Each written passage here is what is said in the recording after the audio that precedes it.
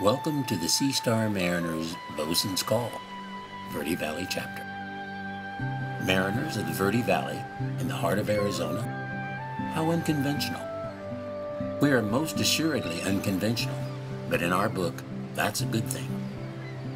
If you have read any of the Eagle Eye pamphlets, you can understand the necessity of using a distinctive symbolism which not only identifies us with our cause, but could in no way be confused with a sect of Christianity or Mormonism, even though we use the scriptures as foundational to our teaching.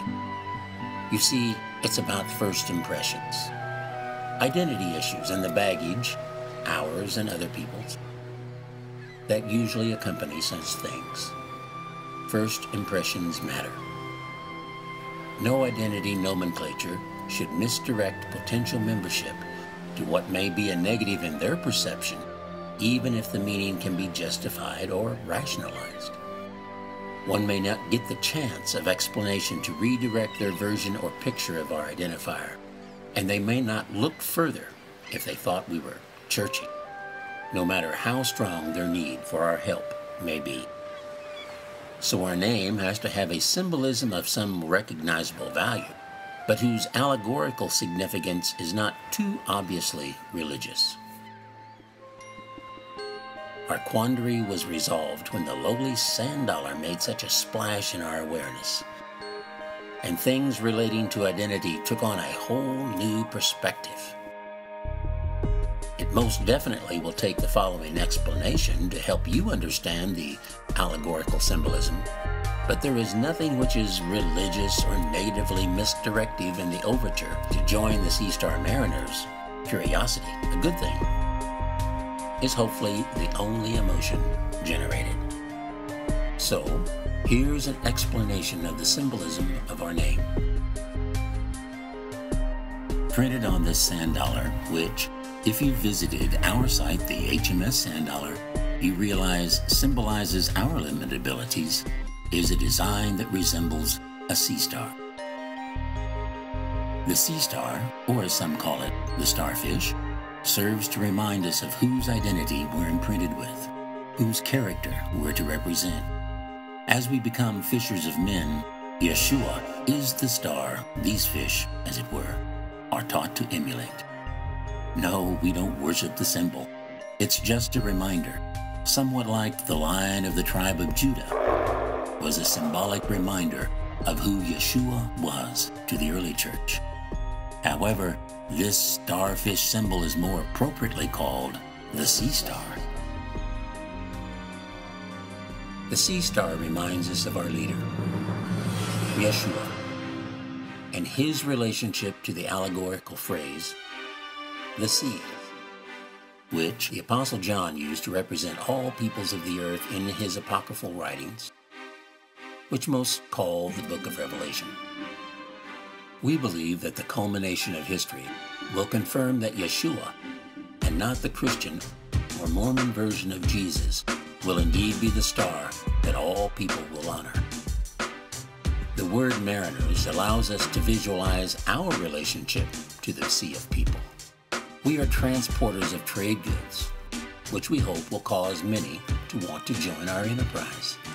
These trade goods are the chum, or bait we fill our net with to facilitate the fishing we are to do when we truly follow in Yeshua's footsteps. He said, "Follow me, and I will make you fishers of men." The trade goods are business enterprises and educational opportunities, while the net itself is the love of our Father Yahweh, whom we are encouraged to call Abba, which is an endearing term meaning daddy. This love is expressed in and through his plan for the reconciliation of all of creation. Old-time mariners, of course, were more than just merchants. They were involved in battles and rescues. We relate to the plight of the mariners who try to save the dolphins or whales. Sometimes they must cut the net, as it were, to set the captives free.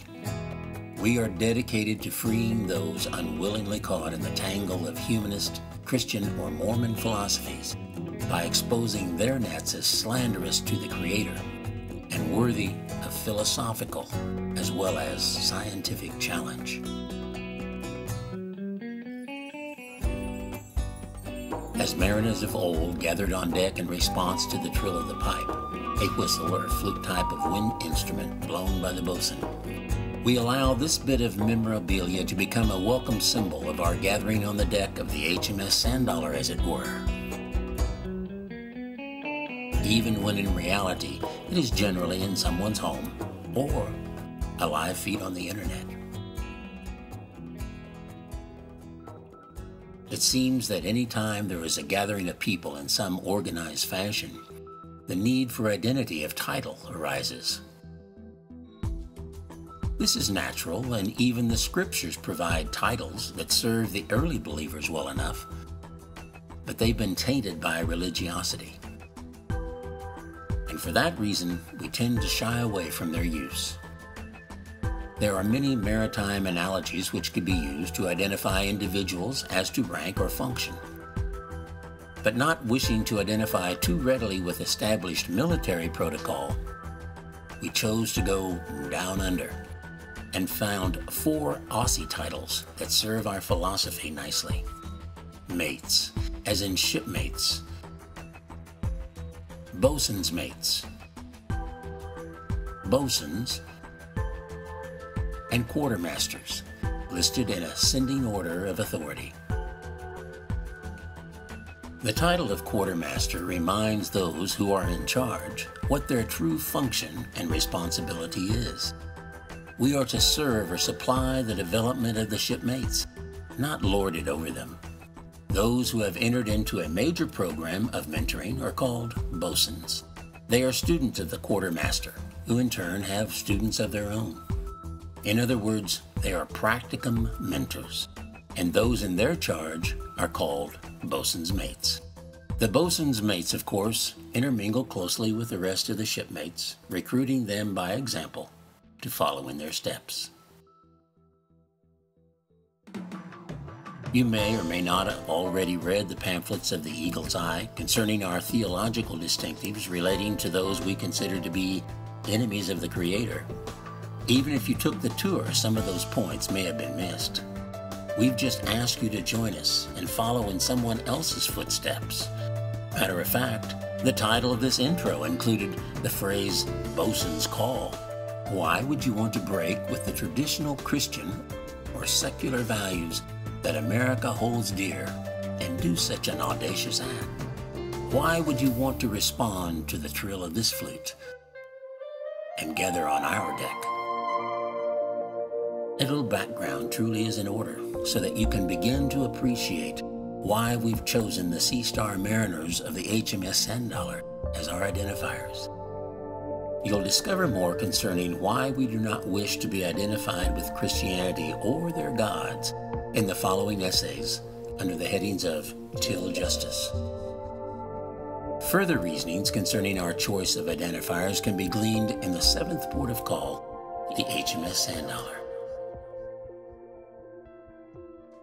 Now perhaps you'd like to meet the quartermaster and bosuns of the Verde Valley chapter. Their personal links as well as ways to contact us are listed below. However, before we close with who we are, allow us to share with you a picture which represents the integral anchor of the vision we share with Yeshua, our sea star. You'll notice there are no giant sea stars here dominating the beach.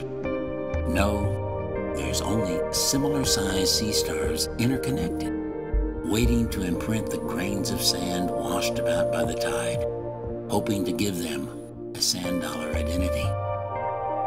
When Yeshua commissioned his partisans, he didn't tell them to build mega churches or construct giant cathedrals. No, he told them to do 2 things. Cause others to follow you by being a mentor, and teach them how to do the same. Do you get it? Yeshua wants to gather the grains of sand in your area and make them into a crew of the HMS Sandollar fleet. To do that, he's recruiting quartermasters, bosuns, bosun's mates, and most importantly, shipmates in your area. His word to you, Study the Verde Valley Chapter Protocol. Learn to replicate. Remember, few of his partisans had secular credentials. It doesn't mean that they weren't trained. Those who wish to join the HMS Sand Dollar fleet are going to validate their desire by taking the training offered by the New American Mentor Equipping Institute. Potential crew members can know if the flute that sounds has trilled your bosun's call. Hope to hear from you, especially after you've taken the tour of the HMS Sand Dollar herself. That link is also listed below. Good sailing.